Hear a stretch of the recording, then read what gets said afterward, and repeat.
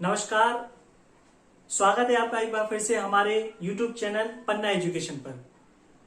दोस्तों, संविदा वर्ग 3 की जो एग्जाम हो चुके हैं उनसे रिलेटेड जो क्वेश्चन वगैरह हैं, जो सिद्धांत हैं, उनको एक ही वीडियो में कवर करने के लिए हम लगातार वीडियो अपलोड कर रहे हैं।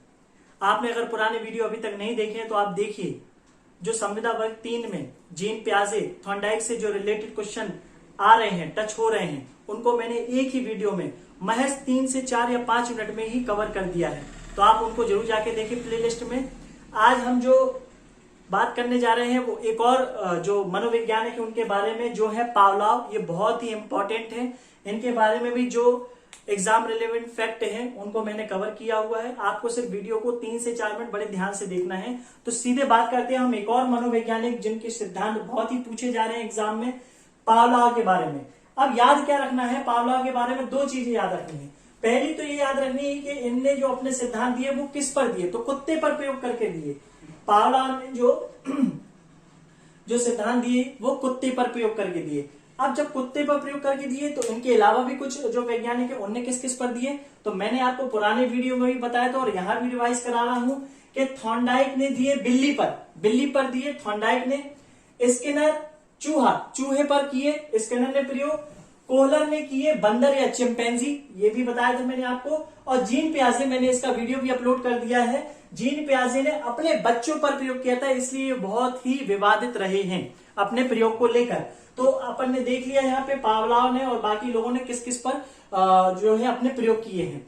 अब बात करते हैं, अब याद रखने वाली चीज है कि इनका नेटिव क्या है, कौन कहाँ कर है।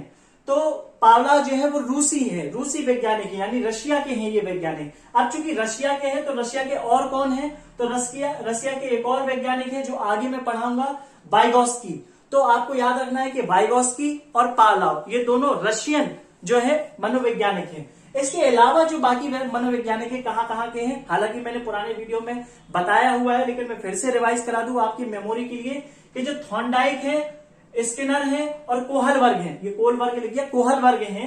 थॉर्नडाइक, स्किनर और कोहलबर्ग ये तीनों अमेरिकी वैज्ञानिक हैं। थॉर्नडाइक, स्किनर और कोहलबर्ग ये तीनों अमेरिकी वैज्ञानिक हैं। लेकिन जो जीन पियाजे हैं, मैंने आपको बताया था, ये है स्विट्जरलैंड के, ये स्विस वैज्ञानिक हैं।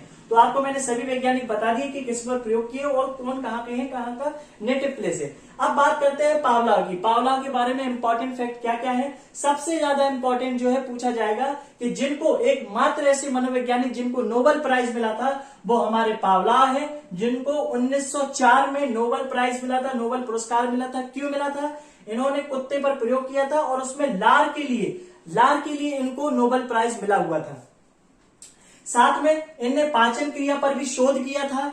तो आपको याद रखना है कि 1904 में नोबेल प्राइज मिला, लार के लिए नोबेल प्राइज मिला था और पाचन क्रिया पर शोध किया था। अब इनका जो सिद्धांत है, उनके बहुत सारे नाम हैं और इन्हीं नामों में कंफ्यूजन होता है और इसी पर क्वेश्चन बेस है। हम आपको बता दें कि इनके जो सिद्धांत है उनको क्या क्या कहते हैं। शास्त्रीय अनुबंधन का सिद्धांत, इसी को कहते हैं क्लासिकल थ्योरी। शास्त्रीय, क्लासिकल थ्योरी एक जैसा है ना, तो दोनों नाम पूछ सकते हैं, शास्त्रीय अनुबंधन का सिद्धांत और क्लासिकल थ्योरी। इसके बाद एस प्रकार या एस टाइप का सिद्धांत, एस प्रकार या एस टाइप का सिद्धांत कहते हैं। अनुबंधन का सिद्धांत कहा जाता है, अनुक्रिया का सिद्धांत कहा जाता है। ये दोनों नाम अलग अलग पूछे जाते हैं। अधिगम का प्राचीन सिद्धांत, प्राचीन से परंपरागत, याद रखना है कि परंपरागत सिद्धांत, अधिगम का प्राचीन सिद्धांत या परंपरागत सिद्धांत। इसके अलावा संबंध प्रतिक्रिया का सिद्धांत, संबंधवाद किसी और का है लेकिन संबंध प्रतिक्रिया है पावलोव का, ये याद रखना है। प्रतिबद्ध अनुक्रिया के सिद्धांत, ये इतने नाम हैं।